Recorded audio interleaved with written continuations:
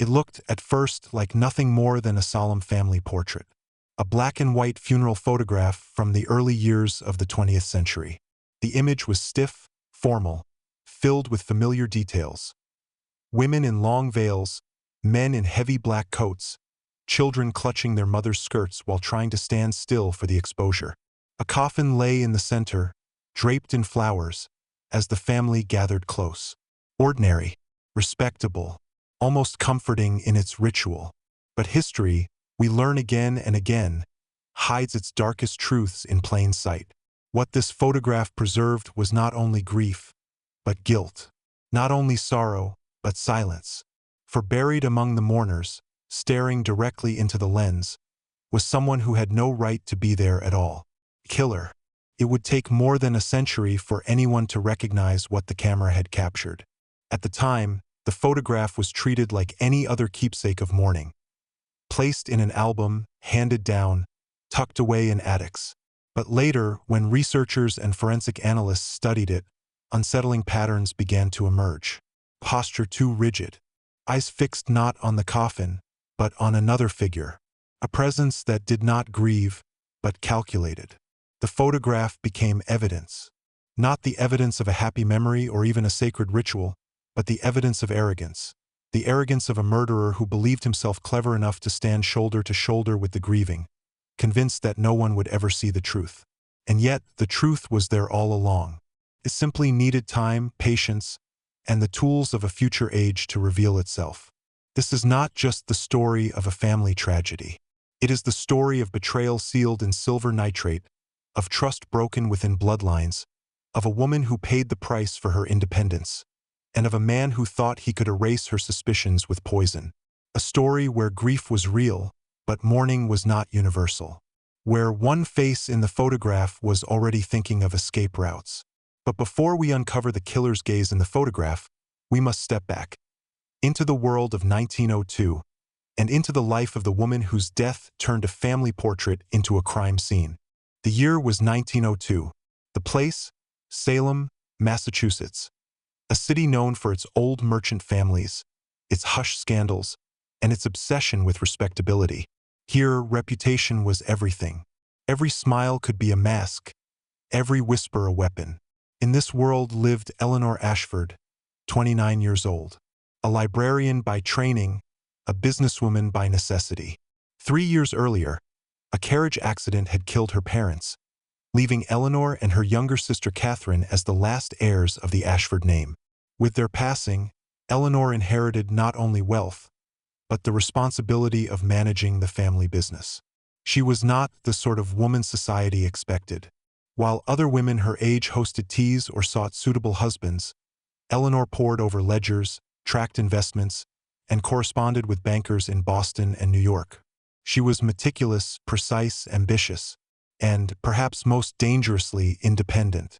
Her independence made her admired and feared in equal measure. Salem society ladies praised her intelligence, but whispered that she was unnatural in her pursuits. Suitors admired her inheritance, but muttered about her pride. The very qualities that kept her fortune intact also isolated her from the world around her. But Eleanor did not seem to mind. She had money, she had power, and she had the discipline to wield both. For a time, it seemed as though she might defy convention entirely, becoming a woman untethered by the expectations of her age. Yet independence comes with shadows. For every careful decision Eleanor made, there were eyes watching. For every new investment she secured, there were hands itching to take it from her. The more she stepped into male-dominated spaces, the more vulnerable she became to betrayal. By early 1902, the first signs appeared. Balance sheets that didn't align. Dividends that should have arrived, but didn't. Her sharp eye caught what others might miss. She began writing letters, to accountants, to lawyers, to confidants. Letters filled with carefully phrased concern. Letters that hinted at a storm brewing just out of sight. She had no way of knowing that this storm was already inside her own family circle. And it was about to break. For to understand how her independence became her downfall, we must meet the people who surrounded her, the mourners who would soon pose in the fatal photograph. The Ashfords were an old merchant family, respected if not exactly beloved. Their home was large but not ostentatious, a place of dark wood and heavy curtains, where silence seemed to linger in the hallways. When Eleanor assumed control after her parents' death, she filled the house not with laughter but with work. Catherine, her younger sister, drifted between poetry and melancholy, content to let Eleanor shoulder the burdens of finance. But beyond the sisters, other figures circled. Cousins, advisors, supposed friends, each with their own interests. Chief among them was Henry Richmond, a distant relative who had been introduced years earlier as a trusted family connection. Henry was well educated, trained in finance, and presented himself as a man of impeccable respectability. To Eleanor, he was a natural ally. To Salem society, he was the perfect guardian for a young woman's fortune. He managed her accounts, produced reports, spoke with confidence. For 3 years, she relied on him, trusted him. But Henry was not what he appeared. In Boston, he lived recklessly, gambling, speculating, living beyond his means. To feed this life, he siphoned money from Eleanor's accounts, disguising theft with forged documents. He was a man of two faces, one for Salem, one for himself. As 1902 began, cracks in his mask widened. Eleanor's careful eye had spotted discrepancies. She asked questions. She pressed for answers. And behind his polite reassurances, Henry felt the ground shifting beneath him. In the photograph taken at her funeral, Henry stands stiffly, his posture strained, his eyes restless. But this was not the first time he rehearsed deception. For years, he had lived on lies, balancing his double existence with the precision of a tightrope walker. What the photograph does not capture is the paper trail Eleanor left behind. Sealed letters to lawyers, notes of suspicion, unfinished correspondence. She was closing in on him, and he knew it. By March of that year, the stage was set. The characters had taken their places. A woman who dared to seek the truth. A man whose secrets could not survive exposure. A family preparing for grief it could not yet imagine. But before the camera clicked, before the coffin was lowered, a strange detail began to poison the air. Literally. It began with something small, something almost forgettable. Margaret O'Brien, Eleanor's loyal housemaid, recalled a peculiar smell in her mistress's bedroom, bitter, sharp, like medicine gone bad. Eleanor herself complained of a taste she couldn't shake. Metallic, acrid, lingering even after tea and bread. At first, it was dismissed as stress. Eleanor was working longer hours, writing letters late into the night, poring over accounts with a restless intensity. But the complaints grew stranger. Her hands trembled without cause. She woke in the night with stabbing pains in her chest. At breakfast, she would pause, grip the table, and close her eyes against sudden waves of nausea. Margaret begged her to rest, to call a doctor. But Eleanor, stubborn as always, pushed forward. "I will not stop until I know the truth," she told her. "Something is wrong with my accounts, and I intend to prove it." Then came the night of March 15th. Margaret, rising early as always, climbed the stairs when Eleanor did not appear for breakfast. She found her mistress rigid as wood, fists clenched, lips pulled back in what looked like terror. The sight froze her blood. The doctor declared it sudden cardiac collapse. Another tragedy. Another life extinguished too soon. Salem wept for a brilliant young woman cut down in her prime. The death certificate bore no questions. But the strange details remained. The clenched fists, the bitter odor, the expression of horror frozen on Eleanor's face. Details dismissed in grief, but which modern eyes recognize at once. These were the signs of strychnine poisoning, a poison favored at the time by killers who wanted death to look natural. Strychnine was easy to obtain, sold in pharmacies under the pretense of pest control. Administered carefully, it mimicked seizures, heart failure, even hysteria. To an early 20th century physician, it was indistinguishable from natural causes. Eleanor had been poisoned, not once but slowly, carefully, over days. And while her loved ones gathered in mourning, the very man who ended her life stepped forward to take center stage. Funerals in 1902 were swift affairs. The body was prepared, the coffin displayed, the mourners summoned. Eleanor's funeral was no exception. Black carriages rolled through Salem's narrow streets. Neighbors whispered condolences. Catherine clung to Henry Richmond, who stepped easily into the role of family protector. The photograph was arranged by Samuel Bennett, a respected local photographer. Funerals were often documented. The Victorians believed photographs preserved memory as much as grief. Bennett's notes reveal something curious. Mr. R arrived late, nervous, caused disruption in composition. That Mr. R was Henry Richmond.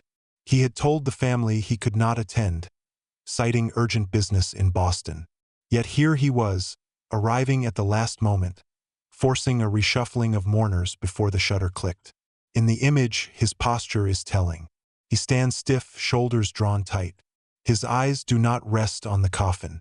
Instead, they seem fixed elsewhere on another man, Richard Fleming, the investigator Eleanor had secretly hired before her death. The camera captured more than grief. It captured tension, suspicion, and arrogance. Henry had returned not simply to mourn, but to watch, to assess, to ensure control. The coffin lay at the center. Catherine's tears fell freely, and the camera clicked. But within that single flash of light, history preserved the murderer alongside his victim. And among those frozen faces was one who refused to let this death remain a mystery. Richard Fleming had been trained to see what others missed. Once a Boston detective, now a private investigator, he had been hired by Eleanor only weeks earlier. Her suspicions about Henry had reached a breaking point, and she needed proof. By the time of the funeral, Fleming already held the truth. His final report detailed fraudulent accounts, phantom investments, and false documents, all tied to Henry Richmond. It was evidence enough to ruin him, but Eleanor had died before she could act on it. And so Fleming stood among the mourners with grief on his face and fire in his heart. When the photograph was taken, his gaze was locked not on the coffin but on Henry, the man he now suspected of murder as well as fraud. After the burial, Fleming approached authorities. He showed them documents, pointed to contradictions, begged for an investigation. But the doctor's certificate spoke louder than his suspicions. Natural causes, it read. Salem society closed ranks. Catherine was inconsolable. Henry, respected and charming, dismissed Fleming's claims as slander. For a time it worked. The investigation stalled. Henry's influence shielded him. The coffin was sealed, and so too were the whispers of poison. But Fleming was not a man easily silenced. He made copies of every document. He deposited evidence in safe hands. He understood that while truth may sleep, it never dies. And as weeks passed, contradictions began to pile up, too heavy to ignore. The cracks appeared first in paper. Eleanor's sealed letter, addressed to a Boston lawyer, was discovered on her desk, never sent, but damning in its words. There is evidence of deliberate misconduct. I request preparation of legal documentation to confront this situation. The companies listed in Henry's reports denied any record of Eleanor's investments. Stock certificates were revealed as forgeries. Bank accounts tied to false names surfaced. Then came the photograph. When researchers decades later subjected it to forensic analysis, they discovered tampering. Around Henry's face, the emulsion had been scraped, pigments applied, an attempt to soften scars, to blur identifying marks. Why would a mourner alter his own likeness in a funeral portrait? Unless he had something to hide. And witnesses remembered details. Margaret, the maid, repeated Eleanor's complaints of a bitter taste. A strange odor in her room. Clenched fists at death. Details dismissed by the doctor, but unmistakable signs of strychnine. Henry's mask of respectability began to fracture. To Fleming, the contradictions pointed to one conclusion. Eleanor had uncovered his fraud, and Henry had silenced her before she could expose him. But was this only one crime, or part of a pattern stretching beyond Salem? The more Fleming dug, the darker the pattern became. Henry Richmond, it seemed, had not confined his schemes to Eleanor. In Boston, whispers emerged of widows and unmarried women who had entrusted him with fortunes. Some had lost money mysteriously. One had died under suspicious convulsions. Bank records revealed multiple aliases, shadow accounts, unexplained transfers. He was not just a fraudster. He was a predator who exploited trust, especially that of women with money but no husbands to protect them. The photograph became more than evidence of one crime. It became a symbol of his arrogance. Look closely, and you see his gaze locked on Fleming, the only man who threatened him. His posture, angled not toward grief but toward vigilance. His hands rigid as though bracing to run. Why attend the funeral at all? Some believe Henry needed to assess Fleming to measure the threat. Others argue he wanted to savor his victory, to stand in the frame of history convinced no one would ever see him for what he was. Whatever his reason, the truth is clear. This was not an isolated tragedy. It was part of a larger web of lies, fraud, and possibly multiple murders. And though Henry would slip through the cracks of justice, the photograph would outlast him. Henry fled Salem soon after Fleming's accusations gained traction.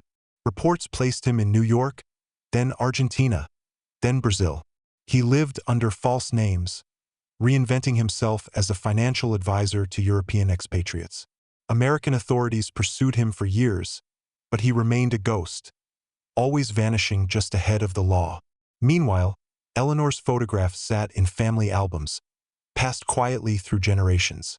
For Catherine, it was a reminder of loss too painful to question.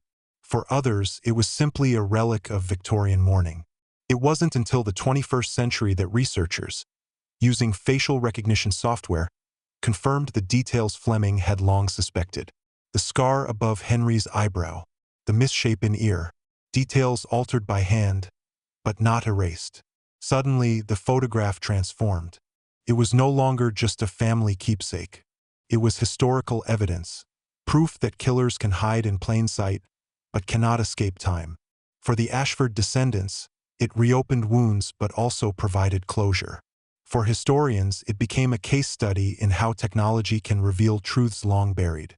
But beyond forensics, beyond evidence, lies the heart of the story, the grief of a family betrayed from within. Look again at the photograph. At first glance, it is simple sorrow, faces bowed in mourning, a coffin resting beneath flowers. But once the truth is known, the image changes forever. You no longer see only grief. You see betrayal. You see a sister robbed of her protector, a fortune destroyed, a life cut short. You see Henry Richmond, standing stiffly, believing himself hidden. But he is not hidden. Not anymore. The photograph whispers across time. Even the most careful lies leave traces. Even the most cunning killer cannot fully erase themselves from history.